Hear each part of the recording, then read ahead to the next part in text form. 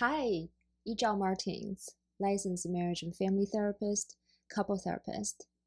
As I promised you, this week we will start our journey to explore those parts that are related to our functioning in the ADHD impacted relationships. So let's start with what I call a fixer. You can also call it a caregiver or a savior, a doctor, a lawyer, a therapist, a caregiver, whatever nickname that you feel like giving to this part that tend to overfunction, want to care give, want to help, fix, problem solve when your partner with ADHD is going through some hardship. For example, if they have this career path they've been on for a while and they feel they're stuck, but they don't know how to move forward in their life and they're feeling overwhelmed by their emotions or stresses. It could be they're having a hobby that they're really wanting to pursue, but they don't know how to fit that into their life or how much energy they wanted to invest in that hobby. It could be they have a friend group or community, either they belong to or they don't belong to, they would like to belong to, that they don't know how to fit in and find their voice and be integrated and feeling fulfilled and supported. It could be they're struggling with parenting, co-parenting, or they're physically struggling with some illness, or they are just full of emotions. They're going through a growth cycle, I call it. Now there are a lot of emotions that come up, their parts come up, and they wanted to be soothed and comforted and supported in this process because they're too much to hold by themselves. So what happened in you when you see that? Let's just focus on this, I call it suffering, right? So your partner suffers, which everybody does. We all have moments of suffering. And it's really hard to observe and just sit with that suffering for someone we care about so much. I have an example. So my daughter yesterday was having a stomachache while we were walking home from school. And she was crying, screaming, telling me how much pain she has in her tummy. And we're about 5 minutes away from home. So I said, well, does it help you to scream and cry like this? Does it make you feel less pain? Well, if it does, please do so. Let it out. Don't hold it in. Notice any difference. Or does it help if you walk faster so it makes you feel like you're home sooner because you need to go to the bathroom? Or does it help if you just squat down and take a breather and let the pain release a little bit so you can keep going? But I don't know. I'm not in your body, and I know you're in pain, you're suffering. I had a similar experience before, so I have compassion for you. But I really can't take away the pain from you. I'm sorry, honey. It's just not gonna happen. Mommy doesn't have the power to do that. But I can help you to explore what is a temporary relief for you. How can you go through this pain without being taken over by it more than it necessarily is, right? Because the pain is pain, it's sensation, and it's not going to be here forever, emotionally, physically, but it is when you're in the middle of it. It feels like it's going to be here forever, right? And it's really unbearable. It depends on the quality and the level of pain. So, but it's really hard to sit and be with someone you care about that's suffering. And knowing that you've been there before, it's hard to be in the pain alone. So what do you notice, my friend, when your loved one is suffering? Think about someone, your child, your partner with ADHD, your parent, a friend, or yourself, a young part of you. So when you are noticing that they are suffering, they're in pain, what's going on inside of you? Let's take a moment. Do you notice that if you tend to lean in, getting tense, eyes protruding, really focused, and frowning? Try not to do that to give me wrinkles. And really concentrating on thinking. Heated here. Ooh, it's a little bit warm. Heated here to think about a solution. How can I take that discomfort away from this loved one? How can I do that? If you're thinking really hard and you notice your chest are puffing forward, you're constricting in your chest or stomach or any part of your body, your neck, you notice any tension in your body, that you're working way too hard.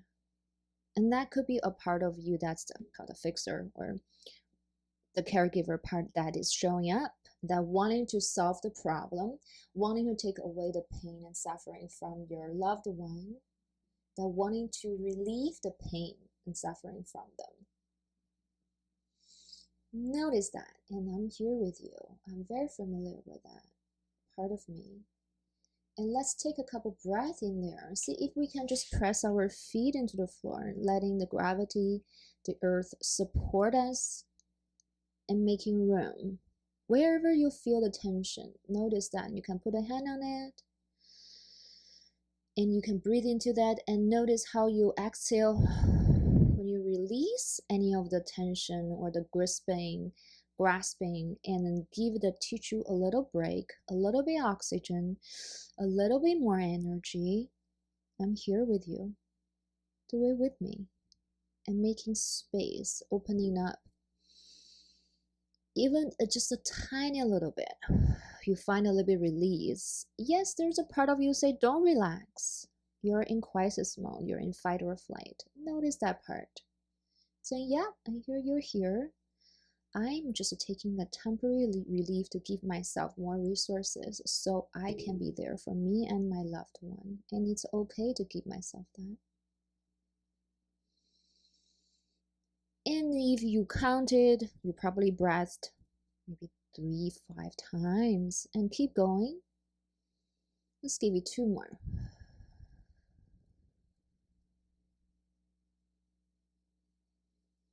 And notice this even shift inside of you. Yeah, you're coming down with some reality here. If you notice irritation, frustration, tension, and anxiety and fear, all of those are normal human emotions that when we see suffering. And what's really underneath that is your own pain and the sadness that I get in touch with.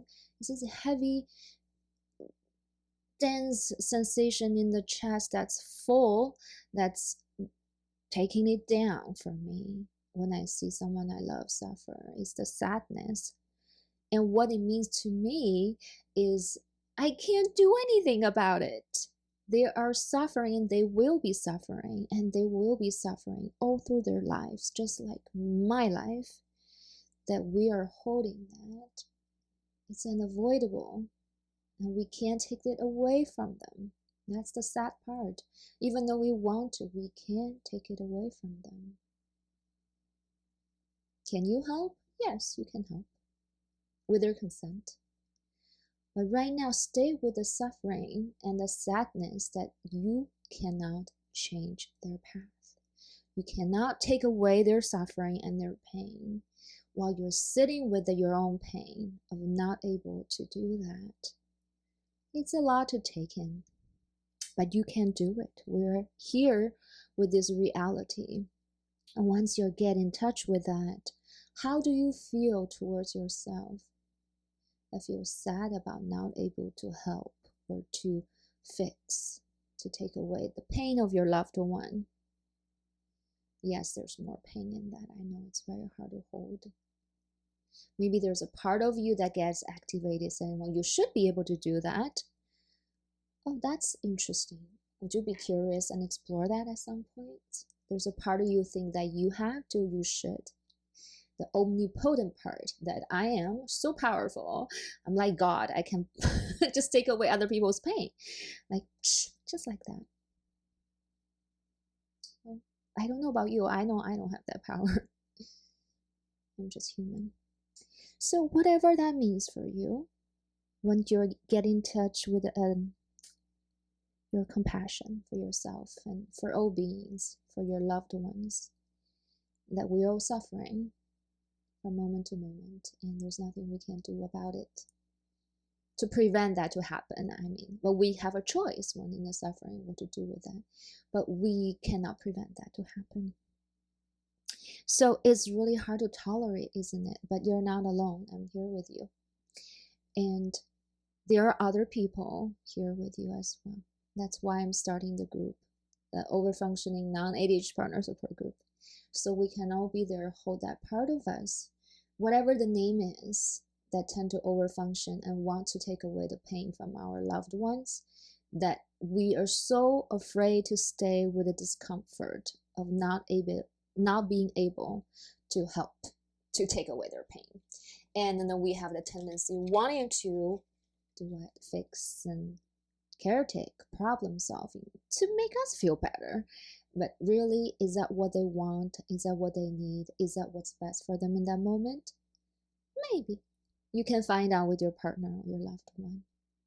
So without doing that, what can we do? Well, maybe there's nothing need to be done. You're like, yeah, I'm here for some concrete tips here. You're not very helpful.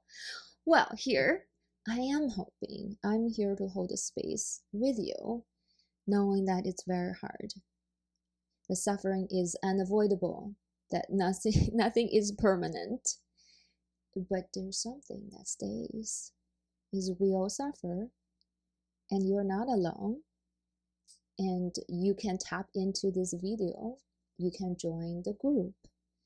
You can imagine we're all here with you in this moment. Next time when you feel the urge to go like this, hovering over your partner or your child that with ADHD, you want to take away their pain. You're like, you are so bad at this planning thing. Let me just do it for you, right? You know, oh, wait a second. Am I having a hard time tolerating that they're suffering? That there's something they're not good at doing? No matter how much they try, they will never be as good as I am. But that's okay. And they have their own path. And they have their opportunity to practice, to get supported, to make progress, to be appreciated from taking the initiative to plan, to take the initiative to try, and to fail as million times as possible, and to be in the pain and learning how to deal with the pain, physically or emotionally. Are we allowing them the opportunity to grow?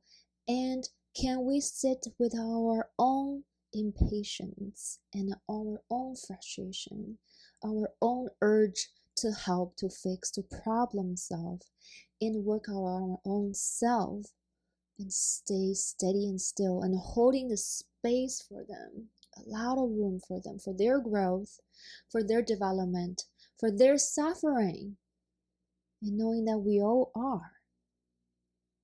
And there's nothing wrong with taking delight in that. So far for this week. I will see you next week, my friend. Bye.